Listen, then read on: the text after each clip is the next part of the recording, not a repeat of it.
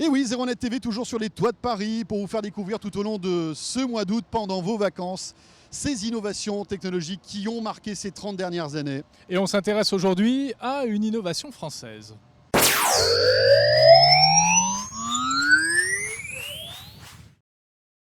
Et donc cette innovation française qui a bouleversé le paysage des télécoms en France, eh bien c'est tout simplement Free. Avec sa Freebox, nous sommes en 2002. Oui, mais il faut même se replonger vers la fin des années 90, François. 95, Internet arrive en France.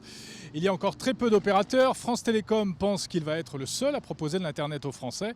Sauf qu'à partir de l'an 2000, c'est le dégroupage, l'arrivée de la concurrence. Et là, un certain Free montre le bout de son nez. Avec un certain Xavier Niel, alors à l'époque personne ne le connaît, ce monsieur a fait sa fortune avec des services Minitel et déjà il compte en fait créer son propre réseau téléphonique et il imagine un appareil qu'on va avoir tous maintenant sous notre télé. Et oui, il se dit qu'avec Internet, on peut apporter plus que la connexion au web, on peut apporter désormais la télévision et le téléphone fixe.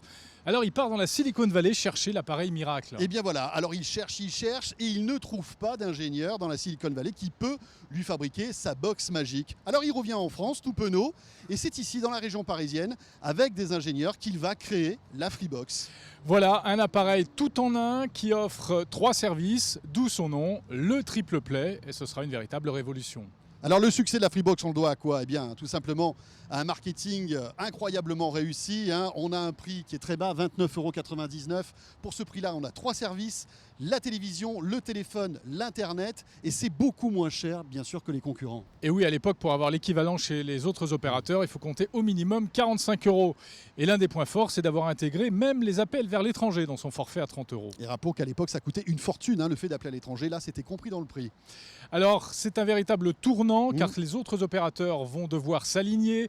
Tous les opérateurs vont sortir leur box triple play et ceux qui ne le font pas vont disparaître. Voilà, les AOL, les Tiscali, les clubs Internet vont disparaître face à la concurrence incroyable de Free. Chaque opérateur, bien évidemment, dégaine sa box et on reste toujours encore aujourd'hui à ce prix de 30 € par mois pour tous ces services. Et voilà cette box qui va devenir la norme, qui était quand même assez moche au début, il faut bien le dire. Ça, c'est le moins qu'on puisse dire. Ce n'est que plus tard qu'on verra arriver une Freebox designée par Philippe Stark. Et puis les services Free au début sont un peu chaotiques. Les utilisateurs sont surtout des bêta-testeurs. Mais le pire, c'est que ça leur plaît d'être bêta-testeurs parce qu'il y a toujours quelques innovations qui arrivent toujours pour le même prix. C'est ça aussi la force de Free. Alors le saviez-vous que, Jérôme? D'où vient le nom Freebox? Eh bien Free, parce que c'est Free bien sûr, et puis parce que pendant toute la période de mise au point, on l'appelait simplement la boîte en interne. Voilà, c'est ça. Et puis l'un des employés de Free qui revenait d'Amérique du Sud avait acheté là-bas un paquet de cigarettes qui s'appelait Freebox, ça leur a plu, et voilà. Ben voilà, donc elle s'appelle Freebox à cause d'un paquet de cigarettes, c'est quand même incroyable. Voilà ce qu'on pouvait dire concernant cette box mythique qui a changé radicalement le paysage des télécoms français. Les objets high-tech iconiques, ça continue tout l'été sur 01net TV, on se retrouve très vite.